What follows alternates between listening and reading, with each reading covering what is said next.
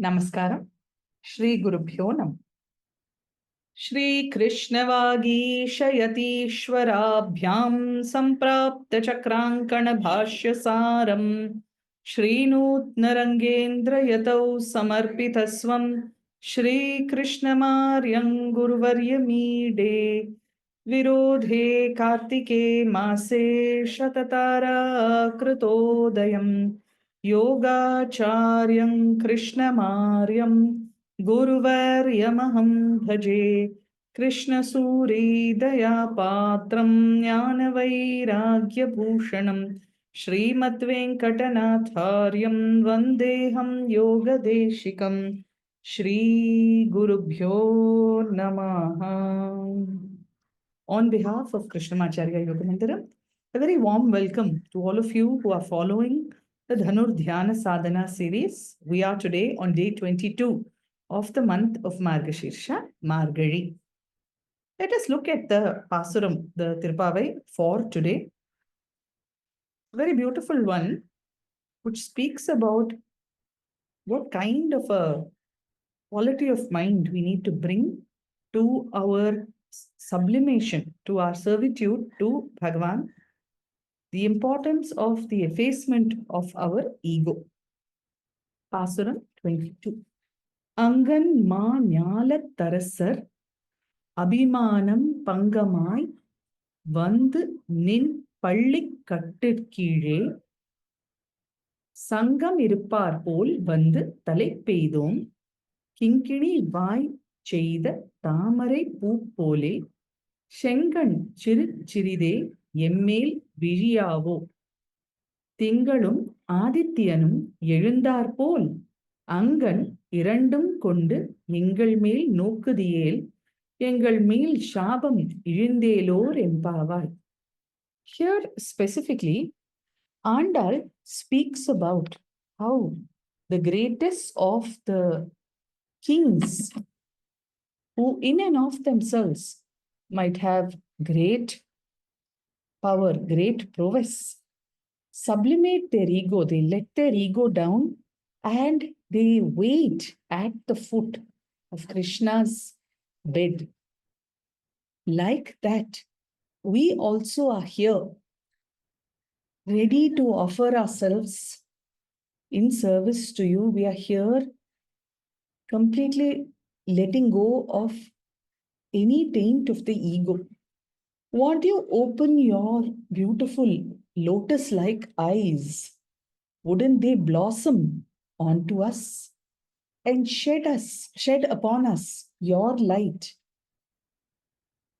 For when your eyes open, they appear to be like the very sun and the moon that are shining in one place. And when this divine grace, your kataksha, the grace of anugraha that you bestow upon us, when that falls upon us, all the curses that we have accumulated, on account of which we suffer, wouldn't they simply dissolve under the light of your lotus-like gaze? So won't you gaze upon us, Krishna? Here, it is customary to cross-reference an event that happens in the Mahabharata. Duryodhana goes to Krishna, seeking his support in the impending war. He reaches Krishna's palace, at which time Krishna is sleeping, he's taking a nap. And so Duryodhana sits beside his head. He is the king of Hastinapura, and he wants to sit near the head. He sits near the head of Krishna, awaiting him to wake up. Around the same time, Arjuna also comes to ask for Krishna's support to the Pandavas. He seats himself near Arjuna's feet. When Krishna wakes up, naturally he looks towards his feet and his glance falls on Arjuna. In that moment, Arjuna is blessed with that kataksha. He gives them both the option. He listens to them and he says, you can have either me, but I will not bear arms. I will aid one side. You have my support, but I will not hold or deploy any weapons. Or you have the option of my very, very strong, renowned army of Yadava warriors. Duryodhana chooses Krishna Sena, the Yadava Sena. Well, Arjuna says, all I need is you, Krishna. The results of that choice are very well known. For Krishna becomes the Partha Sarathi, the one who drives Arjuna's chariot, as it is stated towards the very end of the Bhagavad Gita. Yatra Yogeshwara Krishno, Yatra Partho Dhanur Dhya, Tatra Shri Vijayo Bhutir Dhruva Nitir Matir Mama, says Sanjaya. It is widely known that where Yogeshwara Krishna wields the reins, where there is Partha Arjuna as Dhanurdhara, the one who is ready to deploy his weapons in service of Dharma, what else can there be in such a situation but victory, glory, prosperity? And Sanjaya says, this is my absolute conviction. There can be no dhruva nitir matir mama. I state this with great conviction. And so the outcomes of the war are very well known, telling us that showing us that it's so important for us to sublimate our ego. It is Arjuna who stands at the foot of Krishna's bed, who's fortunate enough to receive the glance of Krishna's lotus-like eyes that beam forth light upon him, like verily the sun and the moon. Duryodhana receives what he asks for, the entire Yadava Sena, but his defeat has already been determined by his adherence to adharma. And so this is what Andal prays for in today's Pasuram, where she says, let us be the first recipients of your divine grace, the Prathama Kataksham. Abhimana Pangamai Vandu. And so here she says, they are Abhimanis, these kings are rulers of the nation, but they give up their ego and they stand before you. There is a story. We see Periyalvar, and he narrates the glory of this very beautiful shrine called Tirumalirinchole near Madurai. He speaks about how a great king venerated the Lord. You have the Pandya king, Malayatwaja, who was going to the mountain, the Malaya Parvata, where Agastya was staying, and he committed that he will rule his kingdom justly. And he attempted to go northward on a yatra to dip in the Ganga. There was a point where the horses refused to move further. And so the king realized that there must be a reason for this somewhere here, and there must possibly be a sacred tirtha, water body. And he made arrangements to excavate to find out. And Krishna appeared to him in a vision and said, take bath in this river. There is a river here. Just desert these waters, take a bath in this river. For this is the Nupura Ganga. When I took my avatara as Trivikrama, when my foot touched Brahmaloka, Brahma washed my feet with water, which was decorated by a Nupura, by an anklet. And the water that flowed from there onto the anklet and downwards is known as the Nupura Ganga, which is the river that flows here near the shrine of Tirumalirinchole. This Pasuram is believed to be pointing to this event. And so this Tirumalirinchole is a beautiful shrine that was subsequently built by the Pandya king. He after that, he gave up his desire to go north, to go on any yatras, continued to rule there in the south near Madurai. And so this is why Alagar Kovil is glorified as Tennan Kondadum Ten Tirumalirinchole. So such was the respect that this king had for the order given to him by Bhagavan Krishna. Further, she says, Engal Mail Shapam. There are so many curses, known, unknown. So many times we do actions that invite the wrath or the ire of others. And knowingly or unknowingly, when in that heat of emotion, they could wish us, maybe not maliciously, but on account of the intensity of their emotions, we could be a recipient of great misfortune and calamity. But when one surrenders, one sublimates the ego, then it is possible to mitigate the ill effects of such curses. And there is a belief that in this manner, if we repeatedly recite this pasuram, it will free us from the bondage caused by such unseen, unknown curses that we might have received because of our ill choices. And there are so many stories that speak about how different parts of the body of Mahavishnu have bestowed Shapa Vimochanam, freedom from the impact of curses. We see Ahalya, who was cursed to become a stone, transform into her beautiful form when simply the dust of Rama's feet falls on that stone. Nala Kubera and Manigriva, the sons of Kubera, were transformed into trees, and they were broken free from that curse when Krishna, who was tied to the mortar by his mother, that's why he's called the Damodara, he dashes into them. And so when his knees touched the trees, at that moment they were released. You have Madhu and Kaitaba, who were crushed to death by Krishna's thighs. Durvasa's curse upon Indra was removed by Sridevi Mahalakshmi, who resides in Vishnu's chest. Further, she says, Tingalum Adittanum Yelndar Pole. Your face, as your eyes open, want you turn that glance onto us, for they represent the sun and the moon. The sun giving us heat, the moon making us cool. The sun is fiery, it drives away all that is inimical to our well-being. It is well known that sunlight is germicidal, antimicrobial, and so on, but the sun also dispels the darkness of our ajnana.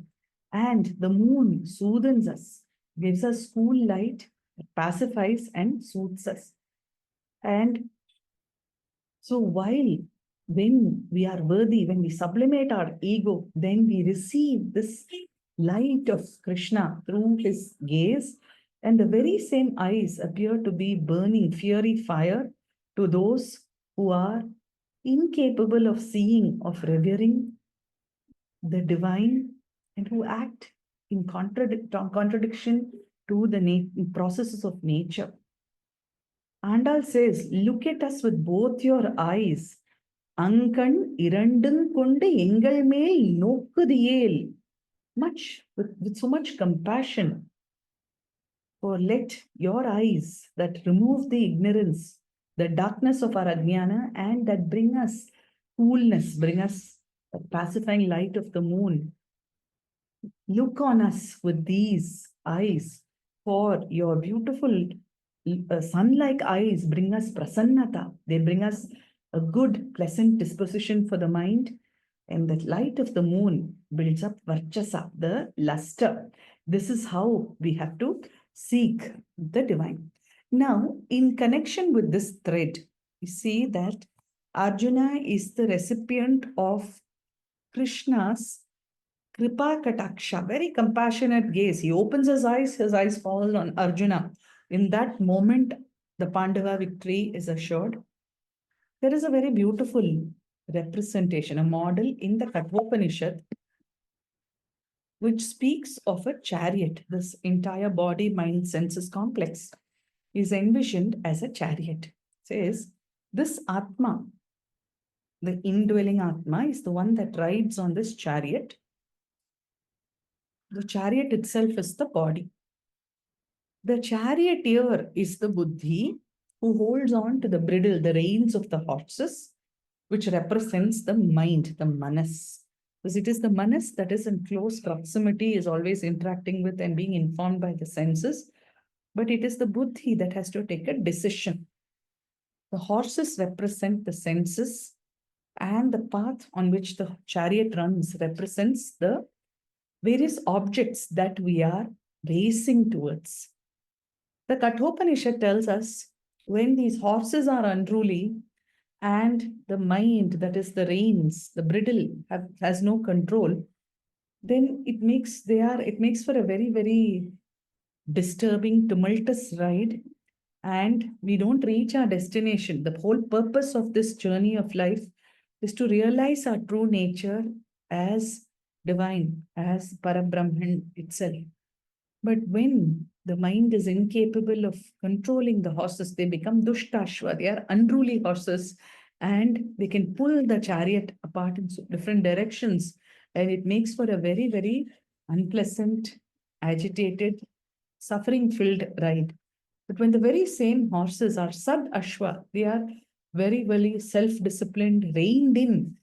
How do you rein in the senses? Only by a mind that is disciplined, because our senses will lead us outwards. It is up to the mind to draw them in rather than give the horses free rein.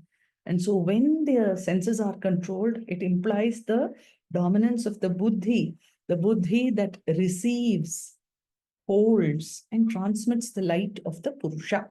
This is a model from the Kathopanishad that is telling us how this journey of life should be and what should be the nature of the buddhi. In the Bhagavad Gita, we see that there is a slight switch in the assignment of who is the charioteer and who is the person seated on the chariot. Yes, it is the Atma that rides in. It is up to the mind that has to work on itself so that it's filled with clarity, confidence, conviction, in order to be able to control and rein in the senses. But most of the time, we don't know how to do this. And therefore, we need to sublimate ourselves, let go of our ego that constantly chatters and say, I am everything. And only when we can sublimate ourselves to a true master, to one who knows the truth, who knows the destination, and who is capable of driving us to that destination, only then can we attain our true purpose. In the Bhagavad Gita, chapter 2, verse 7, Arjuna tells Krishna, because he first says in the end of chapter 1, he says, I'm not going to fight. I don't see the point of this war, Krishna. I'm not going to fight. But then Krishna first rebukes him and he says, what are you doing? This is not your nature. This is not dharma. Get up and fight. But Arjuna says, Karpanya dosho apahata swabhavaha prichhami tvam dharma sammoda chetaha.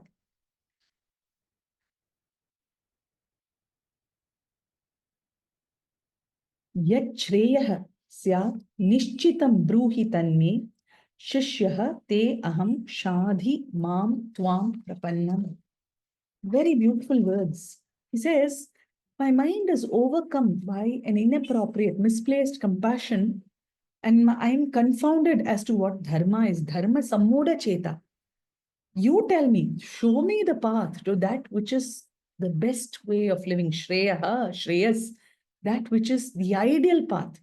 Show that to me, accept me as your student. Shishyaste aham shadhi mam tvam prapannam. I surrender to you. The word prapanna is so beautiful. As long as the voice of the ego chatters, we are incapable of looking inwards. We are incapable of seeking, finding, and holding the truth. But it's only when we sublimate the ego that the inner eye opens, that we are able to hear what lies within the nada of what lies within.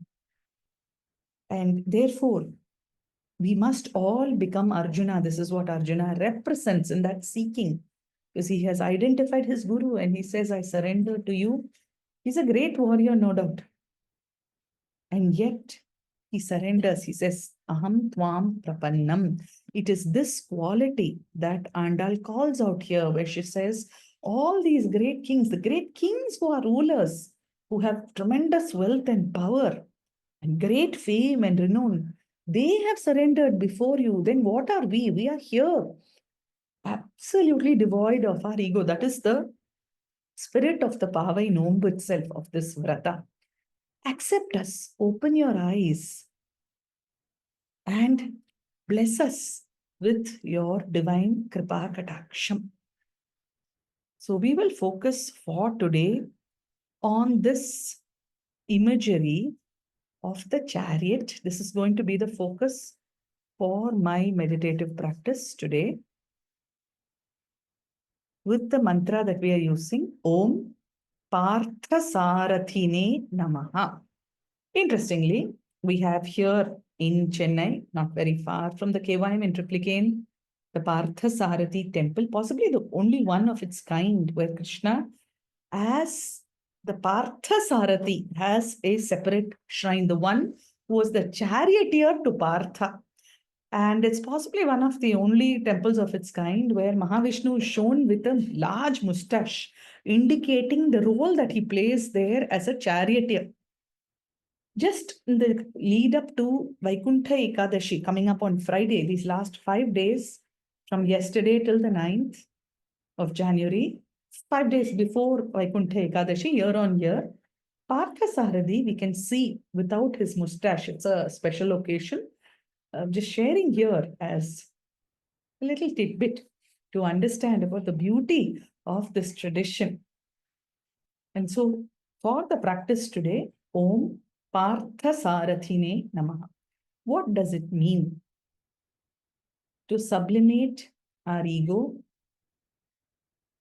to allow Krishna to lead us through this journey of life, to transform ourselves into an Arjuna who is willing to listen. The first step is to shut out the external eyes and open the inner eyes, to shut our ears to the chatter, to the distraction that the world of objects calls out to us within, how the senses are drawn to this chatter, to shut that out, direct our attention to the Anahata Nada, the Nada of the Atma that hums within us, filling our body with prana. So this is going to be the focus. I'd like you to take a comfortable seated position. Keep your back straight, eyes closed, chin up.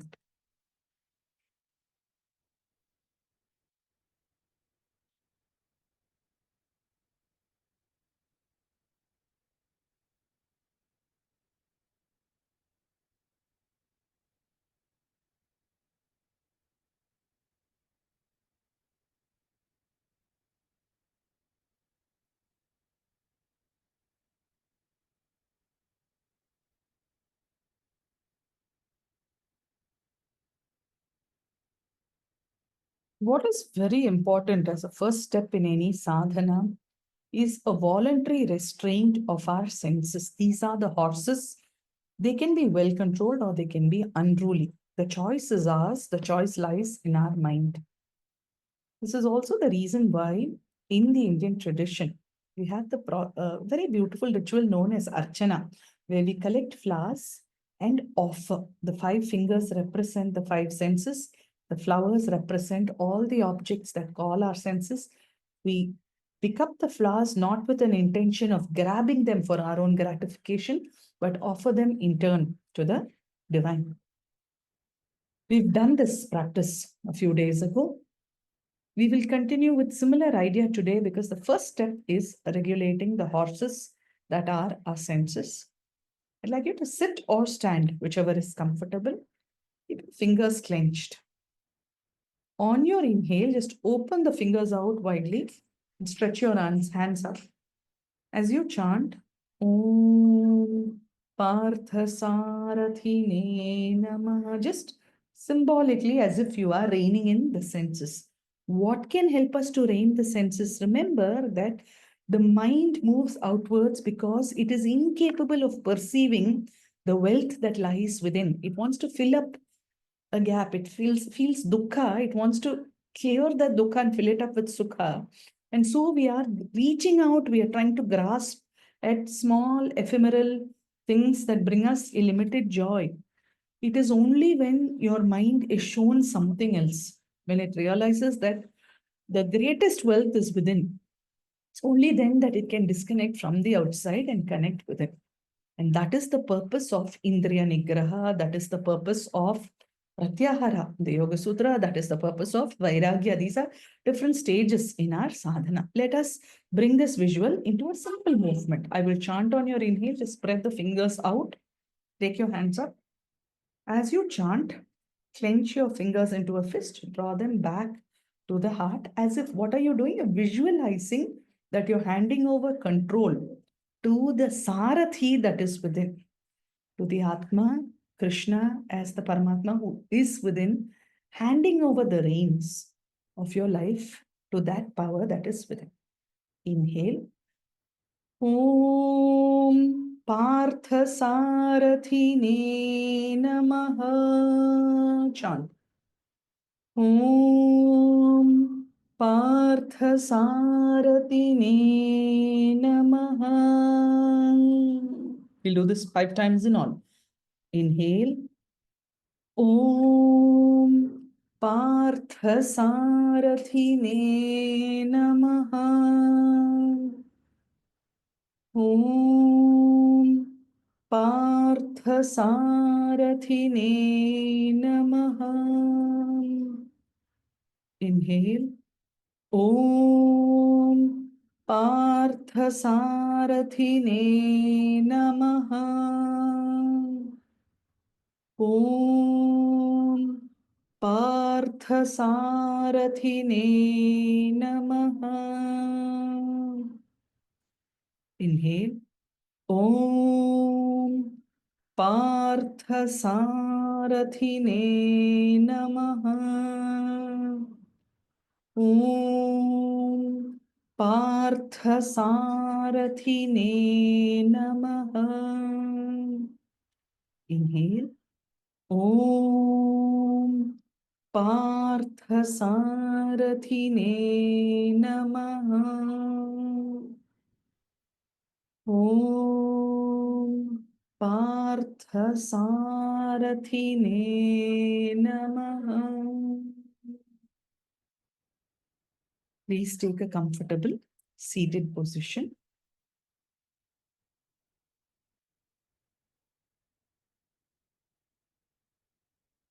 One of the traditional techniques that Sri Krishnamacharya has always endorsed as a form of pratyahara, as a way of developing pratyahara in us, is the Shanmukhi Mudra. So we will now do pranayama in Shanmukhi Mudra, where we are symbolically shutting out the senses, bringing a control to the mind. So one, your thumbs are placed on the ears, shutting them out. The index finger above your eyes. Close your eyes. The middle finger at the bridge of the nose. The ring fingers just beneath the nose, and the little finger both on either sides of the lips or just below the mouth, depending on the size of your fingers. Keep your shoulders relaxed, eyes closed. I will be chanting. I'd like you to focus on the mantra as you inhale. Repeat the chant on your exhale. Try not to let your attention wander. Keep it firmly fixed on the mantra. I will lengthen the mantra with every inhale and exhale. Inhale. Namaha. Chant. Namaha. Inhale. Namaha.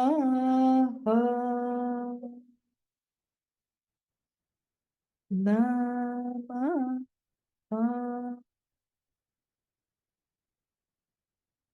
Sarathine Namaha. Sarathine Namaha. Sarathine Namaha. Sarathine Namaha. Partha Sarathine Namaha. Partha Sarathine Namaha. Partha Sarathine Namaha. Partha Sarathine Namaha.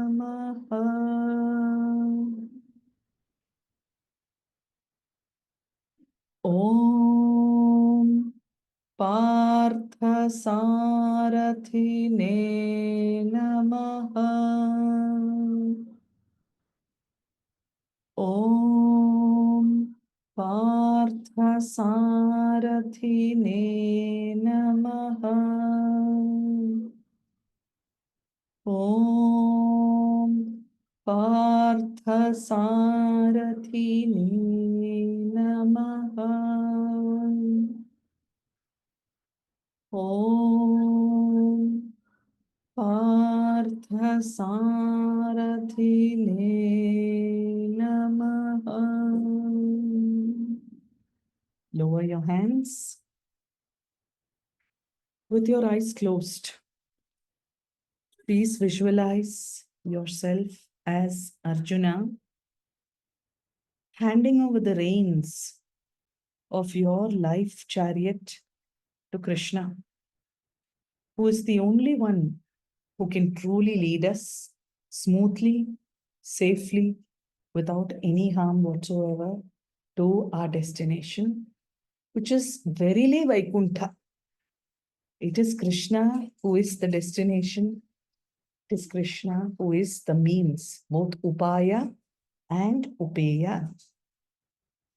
So visualize being seated in this chariot safely, very securely. You have handed over the reins to Krishna, who is in control. In your mind, visualize this chariot, which is your body. You're just seated there, and visualize a delightful ride through the most beautiful of terrain, the most beautiful of landscapes, as you delight in beautiful things that you see around you.